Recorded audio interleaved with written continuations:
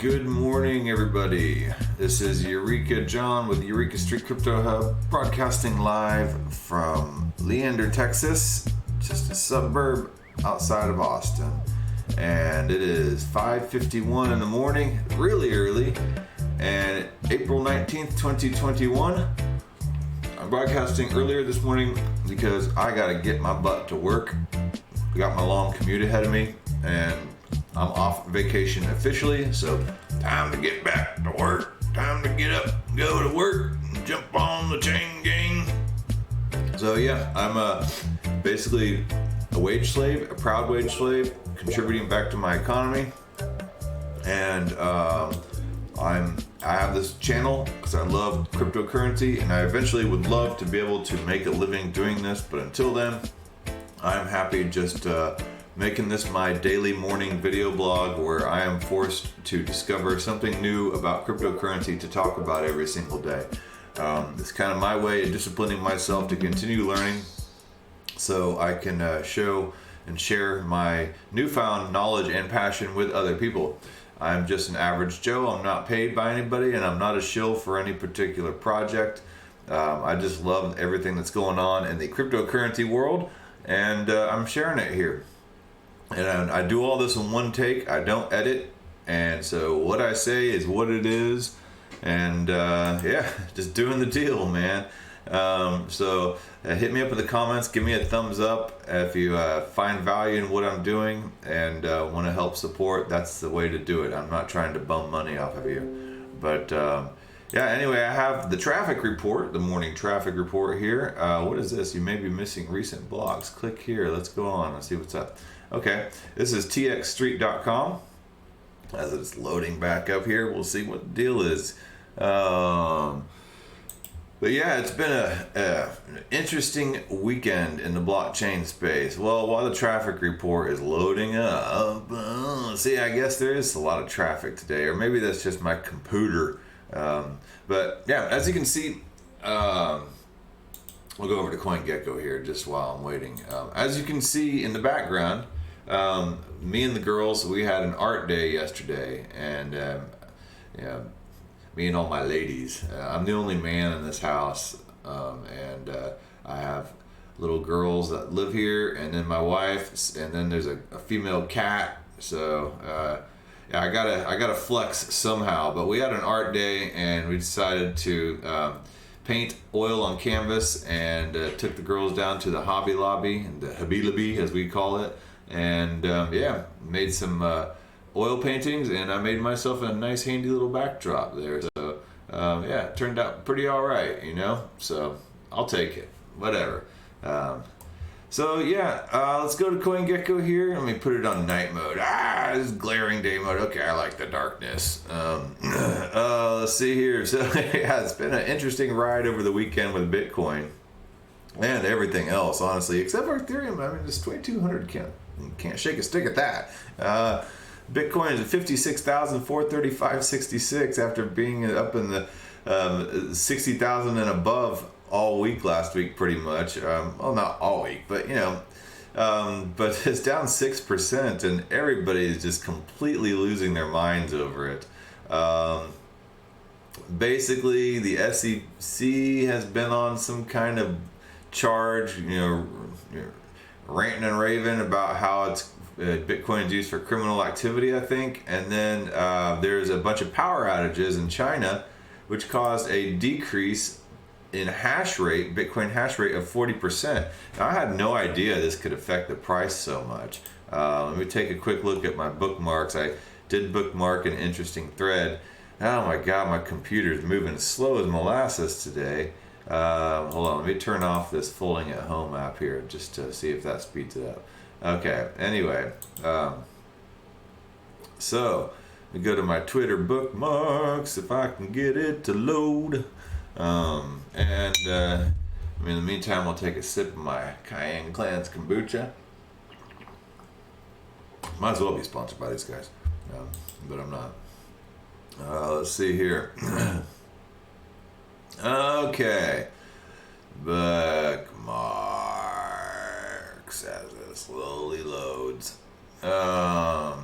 Okay, so Bitcoin crashed. Want to know why? Time for a thread. I have no idea who this Jan Pritzker person is, but it didn't really post a thread.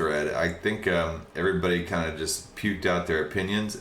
He says it's just Bitcoin being Bitcoin. Convert your dollars regularly with an automatic savings plan. Don't look at the price and enjoy your stash of freedom cash. And he's got a really good point. Surprised no one's mentioning Turkey. The price of Bitcoin descended from record highs on Friday following a decision by Turkey's central bank. Basically, Turkey's saying that they're banning Bitcoin, and this guy has nothing to do with Turkey. It's all about the $4.5 billion worth of Bitcoin liquidations. A lot of people got liquidated because the price dropped. Whatever the reason, I'm sure there were stop losses set by hedge funds, VCs, banks, and large institutions, and hopefully they lost billions. They don't deserve to be part of the new economy. Now stay out. I love that sentiment.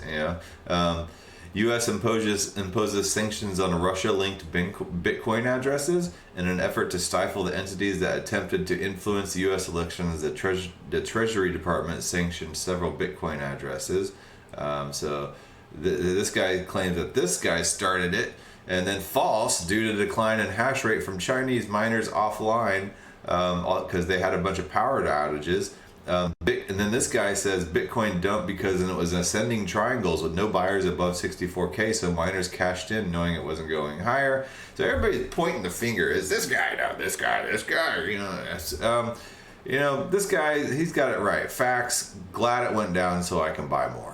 And this guy says, I don't even care why it dropped at this date in history. It's a blip of opportunity to get more for less on the journey up. Anyone who really understands this, understands where this is headed, doesn't get anxious over inconsequential variations in the inevitable climb.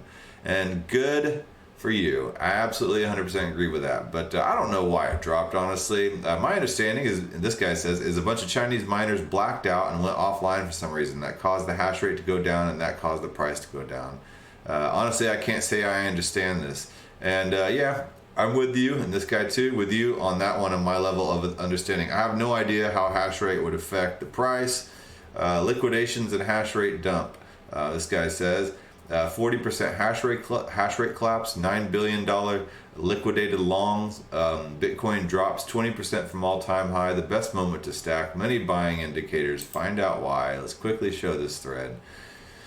So let's see here.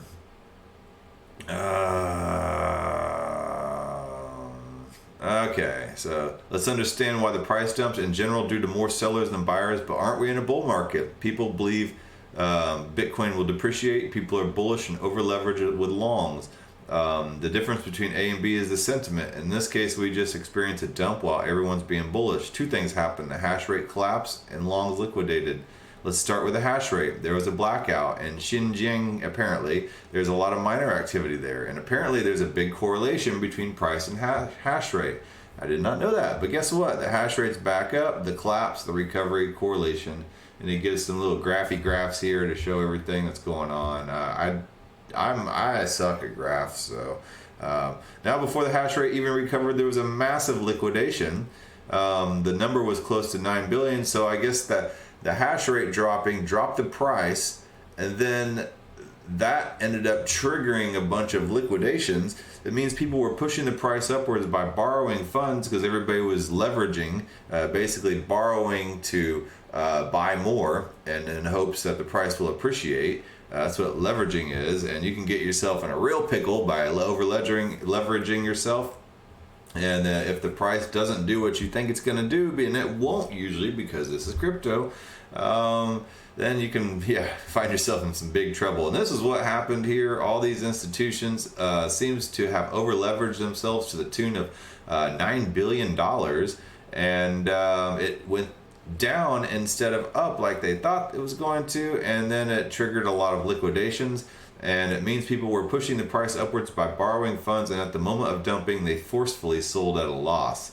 $8.98 billion Bitcoin long positions were liquidated in the last 24 hours. Using leverage is a dangerous game. They're absolutely right. So in combination with the power going down in China, a bunch of the hash rate collapsing, then all these longs liquidated, compounding this, it caused some major trouble. Now, what is the effect of this besides dropping the price? Well, bullish technicals appear to emerge both on-chain and TA.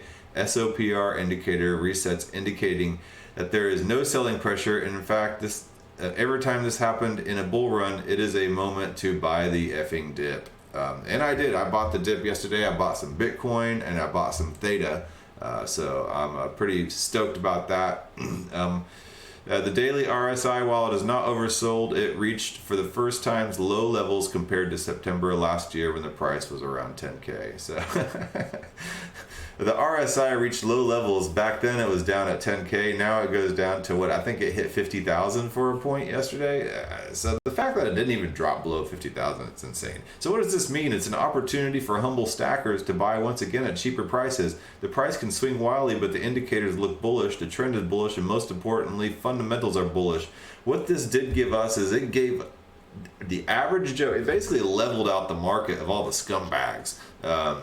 All the people over leveraging themselves, these greedy institutions, and it just kind of filtered them out organically and naturally in the way that Bitcoin does. It gives all the greedy people the finger, and it corrects itself, and that's exactly what happened. Great thread at Bitcoin AM. I'm going to follow you. That is really good reasoning right there. I think they hit the nail on the head, and we'll take a quick look at this little Glassnode graph and see what he's trying to circle here, even though I probably won't understand it. But come on. Yep. No, okay, well, okay, here we go. So he's Bitcoin mean hash rate, 6-hour moving average, and then it drops here. Here's the hash rate, and right about that time is when the price crash. So and then the liquidation occurred, and yeah, so interesting stuff. Good work, dude. So yeah, I followed you as a reason. I don't even follow Willy Woo. I need to follow Willy Woo. Of course I need to follow Willy Woo. Okay, so that's that. Yeah, it basically just acted organically, and it filtered out all the chaff from the cream of the wheat here, which is the everyday stacker like me and you. And that's just my opinion, man. But that's what I think happened, and I'm sure everybody's gonna have their take. All these Monday morning shows, everybody's gonna want to follow up on what happened over the weekend, and I'm doing the same thing too here. So anyway, Bitcoin crashed. Okay, so somebody else said something really interesting. Okay, well, whatever. A lot of people say a lot of interesting things all the time, and I can't really capture them all. So let's go back to CoinGecko real quick. I think the next project-oriented video that I'm going to do is going to be over link pool. So keep an eye out for that. Somebody suggested that yesterday on my YouTube channel comments, and I've been trying to think about what to do for the next project-oriented one. The Pirate Chain video went really well. I was really happy with that video, and that one was hard to follow. So I think link pool would be a great one that would be completely different and a good one to follow. Binance Coin is sitting at $511.96. This didn't really hurt it too bad. XRP is $1.37. Hopefully this Flare airdrop will start happening soon. Dogecoin at 41 cents, up 459.8%. This dip acted like it never happened. Up 36% in the past 24 hours. I've been having people right and left asking me, should I invest in Dogecoin? And then I had my daughter's boyfriend ask me if he should invest in the Helium network, which is basically decentralized Wi-Fi. Not sure. I'll have to look into that. It seems like a lot of helium, a lot of light air, but we'll see what's going to happen, what that's all about. So I don't want to be too pessimistic and poo-poo on something that could be cool. Anyway, Tether at $1, yay. Cardano at $1.23, Polkadot at $35.78, Litecoin at $264.82, Bitcoin Cash at $935.20, and Chainlink at $38.75. So those are my bigs, and then Theta Network has gone up a little bit. I happened to buy when it was back down at $10. I was super stoked about that. So yeah, I've been meaning to stack a little more Theta, and I just it's been up in the $13 $14 range, and I didn't really want to do it there. But I got in here, and I expect to see more good things happening. And then and my other favorites, Unibright. Let's see quickly where Unibright is today. Oh, not UBHT, UBT. And Unibright 207. So everything's bouncing back nicely. All these people freak out whenever we get ourselves a nice little dip, and it's just a good time to buy, man.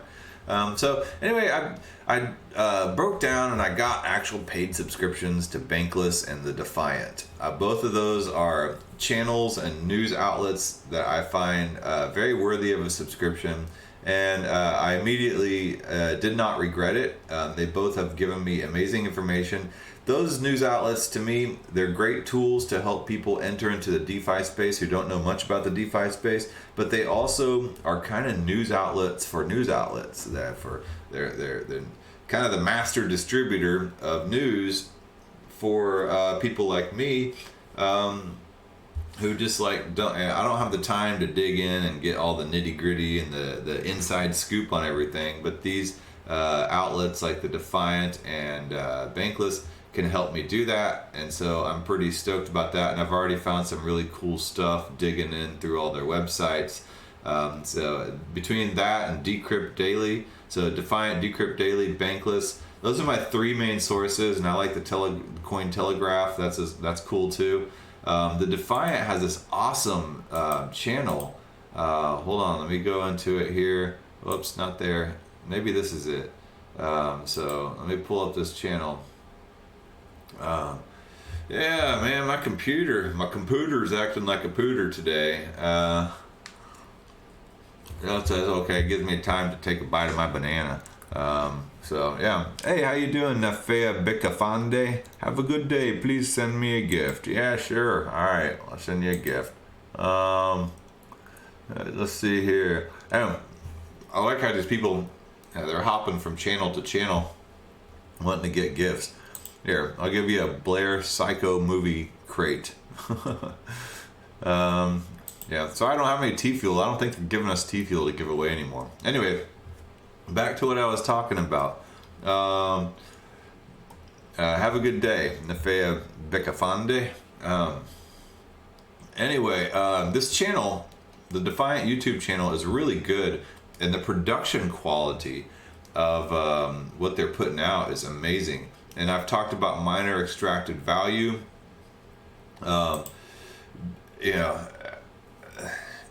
It's a hard concept, and it's a hard concept for somebody who has not intensely studied what miner extractor value and front running is.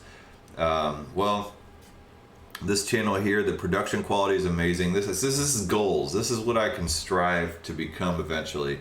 But right now I'm just kind of a one-man shop, but if I ever make a full-time job out of this is the type of stuff I would aspire to put out. But I mean, look at this. This is their weekly episodes that they're putting out. So they go into this whole intro here, and then they're just talking about the Dark Forest, which is dubbed the place where front running occurs and miner extracted value.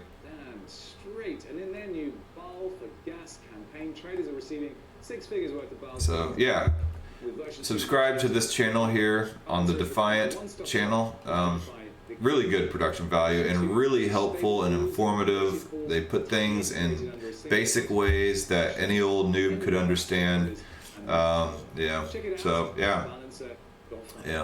don't know how knowledgeable this dude is, but he seems pretty knowledgeable, and he's pretty easy to listen to. So and entertaining. So good work. Because part of doing what I'm doing here is half the battle is learning, one, how to be on camera, and two, how to be able to clearly articulate yourself and explain things clearly, because a lot of times I feel like I have it really good up in my head, and then when I begin to talk about it, it just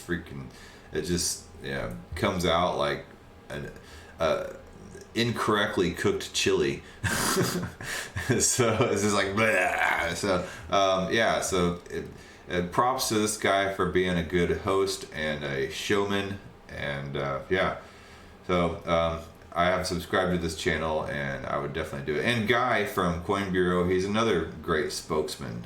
For you never really know how much these spokespeople actually know about crypto, but they eloquently talk about it so well and put it in such good terms. Even if they may be following a script, you're just like, wow, thank you.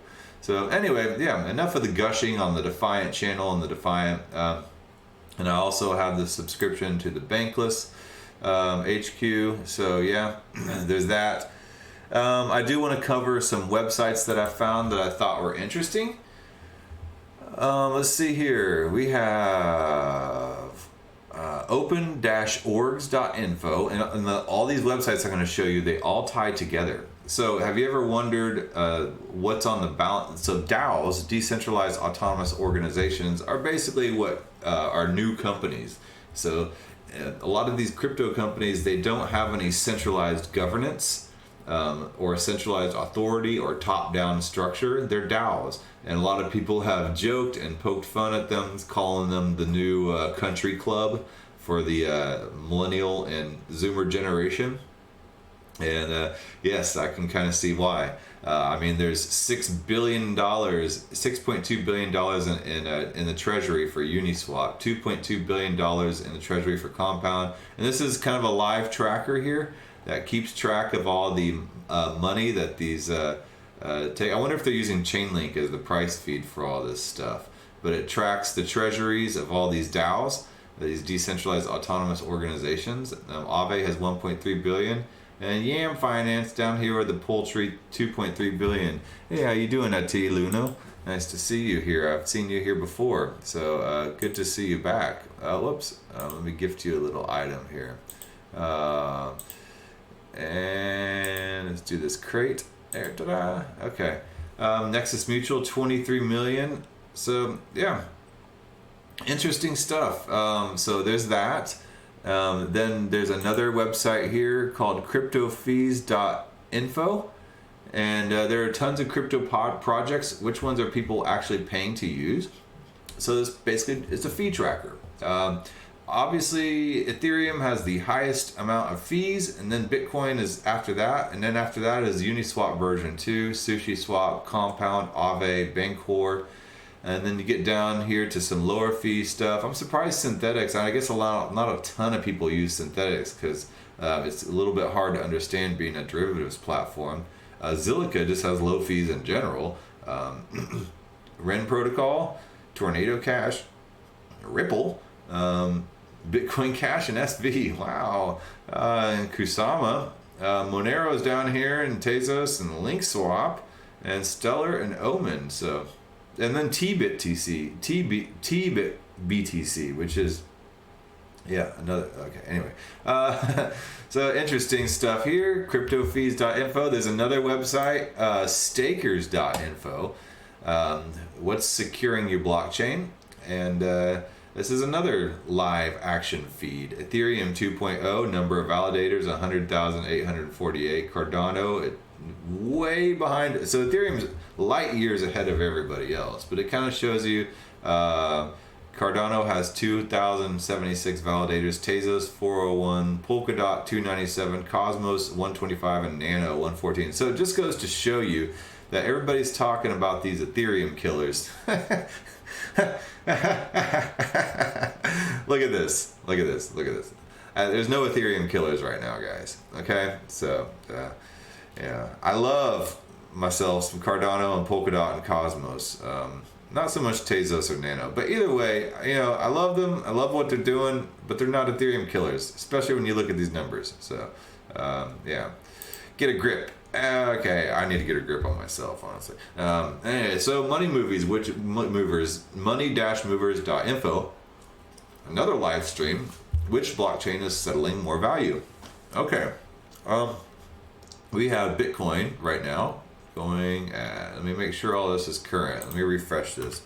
But all these are live action feeds, and So Ethereum is settling $25.8448 billion a day right now. That's incredible. Bitcoin is at 12.954, but and now I guess a lot of more live action stuff goes on in Ethereum, especially with DeFi and then the NFT world, where Bitcoin or people are just buying and holding. And I know that there's some active chains where you have to buy it with Bitcoin, like the R token I just talked about. There's BitClout where you have to buy the BitClout token with Bitcoin, but that's not as much activity in that way. So, and you can click here. You can see we'll take out the tether volume. We'll take out the tether volume here. And we can see Bitcoin gets a little higher because a lot of the Ethereum blockchain is based on the tether volume. So let's do the tether volume only for Bitcoin. Whoops. And you can see it's pretty much nothing. So that doesn't seem right. Anyway, let's show these other chains. It shows Bitcoin Cash and XRP down here. And as you can see, hold on, let me turn all the Bitcoin stuff on. As you can see, Ethereum is pretty much light years ahead of everybody else for settling value on their blockchain. So interesting stuff. Let's just check and see how much DAI is being done here. So yeah, when you only factor in DAI, it's just a blip on the radar. Okay, now let's take a look at all the wrapped tokens here. So Ethereum, when you only look at the wrapped tokens, it's actually some significant volume in compared to Bitcoin. So yeah, I love stuff like this, like little live stuff. And here's ethereumnodes.com.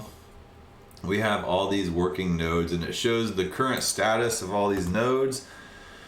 So it shows link pool down. Interesting. So, and Alchemy's going, My Crypto, Rivet. Let's see what we have here.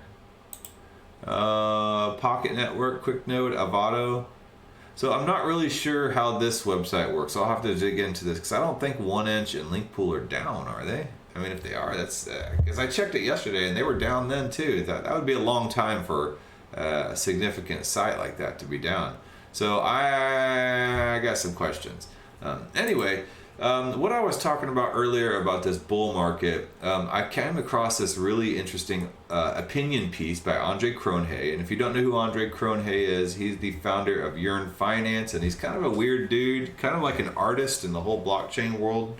And he comes up with stuff and these crazy projects, and then he abandons them, doesn't make money off of them, then moves on to the next thing. And yeah, he's an interesting guy, kind of a magician, and yeah.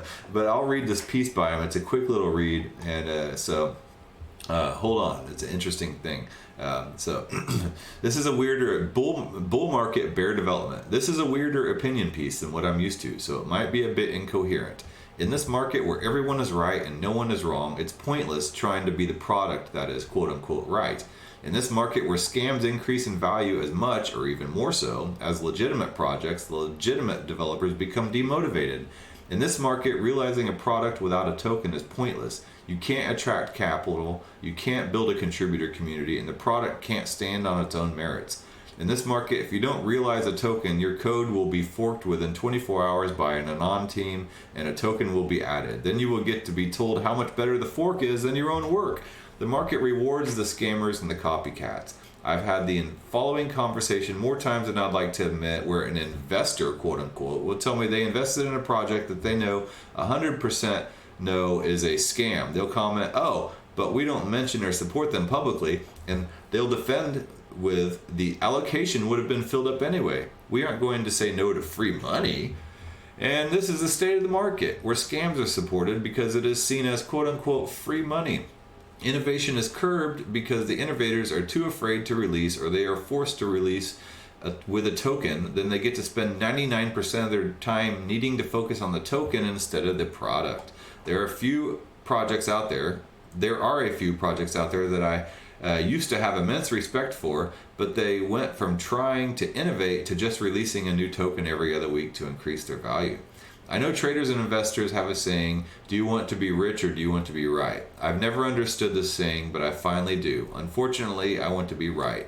It frustrates me that I have 4 new completed projects, but I'm too afraid to launch any of them because I know they will simply be forked with slap-on tokens. And I don't think I'm the only one. We've started seeing copyright and business license rights come into play.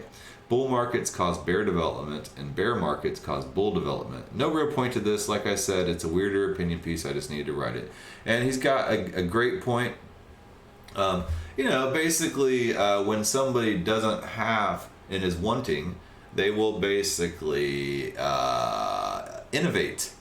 And then when somebody is spoiled and rich and they have everything they need, then any type of innovation is put into a bear phase, and they just put it by the wayside. And you see this in the cycle of history. They say war creates wealth because it creates struggle.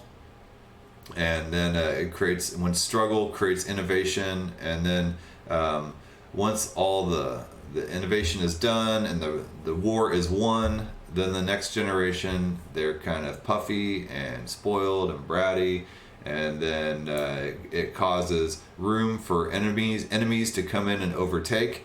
And then once that happens, war starts again, and then people go hungry again. Then they have to innovate. And then, the cycle continues on and on through history. So, Anyway, that's that. And then there's another second article here by Andre Cronje. I need to follow this dude on Medium. I am on Medium here. I guess I'm not signed in. Okay, well, whatever. I should start blogging, but then that's so much time. I need to go into this full time one day. Yeah. Anyway, but that takes money, and I'm not about to start bumming for money. Okay, decentralized payroll management for DAOs. DAOs don't have top-down management. There's no HR department. There are no contracts and no salary negotiations. How do you properly incentivize and reward contributors? Which brings us back here to this open orgs. The DAOs are the new companies. What's on their balance sheet? When the Yearn DAO first started, it adopted governance-weighted salaries. Governance-weighted salaries were simply proposals set up by community members where they proposed that contributor X should receive Y payments. And they all voted on it, I guess. These weren't active management and need monthly DAO votes / approvals. This doesn't scale well because when you get large organizations, people stop losing touch with what everybody is specifically doing to contribute. And then, people just start voting for themselves or their buddies. To address the scaling and overhead problem, the Yearn team built Coordinate. These are my favorite kind of projects since they originate out of a personal need but can be generalized to help any other organization / DAOs struggling with a similar problem. Basically, to figure out, you don't want to be centralized or a top-down structure, but you need to figure out, and make sure everybody is paid accordingly to their contributions. What is Coordinate? Simply put, anyone wishing to contribute to Yearn or their own DAO or company can register every epoch, and for Yearn, that's 1 month. Every month, you can select the team members you've been working and interacting with, and you can see below the Yearn contributors, because Yearn is his project, and then his interactions below. He marked them as having interacted with them in the past epoch. Now each member has a new set of allocation points and can allocate points to the contributors they have worked with based on what they think of their contributors. So it's kind of a way for each person to grade each other's work, and I guess the more points that they get, the higher percentage of the grants or the money pool that they have in their DAO they would get. So if we look at the current epoch contributions, we see the following, and it's basically just kind of a web of all these contributors. So each line is an allocation from one member to the next. This builds up a contributor graph that is weighted towards the members that have the most interactions and allocations. Now, simply during the epoch, Yearn earns Y amount of fees, contributions, rewards, etc., and this accrues to the coordinate contributor contract. At the end of the epoch, contributors can claim their grant based on their contributions in the epoch. So basically, in plain English, it allows a decentralized way for everybody to kind of vote on who contributed what, in a way of allocating all the contributions, rewards, etc., that the DAO has gathered, and it's a way to kind of divvy out the spoils. Coordinate allows decentralized teams and DAOs without top-down management or HR to autonomously allocate and reward contributors with funds, all done via Sybil-resistant social graphs. Now, I think this should have a screen above it to where everybody's anonymous to everybody else. Decentralized payroll for flat organizations, basically. This project is currently still closed source, however the team are actively looking to engage with other DAOs and organizations. And they give a little inquiry address. So yeah, and this is what coordinate.com looks like right now. There's just nothing much here. It's only available to people who are registered as a contributor with an existing Coordinate project, so I'm not able to use it. But yeah, interesting stuff, man. Lots of stuff, and that's why I signed up for like the Defiant and the Bankless newsletters, because I can get little information like this. Anyway, yeah, so this is the morning show. I hope you enjoyed it, and I have more stuff to cover, but I'll have to cover it tomorrow. I want to cover BitTube as well. It's an interesting new video outlet. All right, you guys have a good day. I'm going to do my commute, and hit me up on Twitter, EurekaJohn1. I'm on the Float.app over here, and or hit me in my comments on YouTube, and yeah, or Library and Odyssey. I'm also on that. I'm uploading, and then now I am uploading on BitTube.video. I just uploaded my first video here, and I think I will cover BitTube tomorrow on tomorrow's show and show you a lot of stuff going on there. So, all right. Well, you guys have a good day, and I'll talk to you later.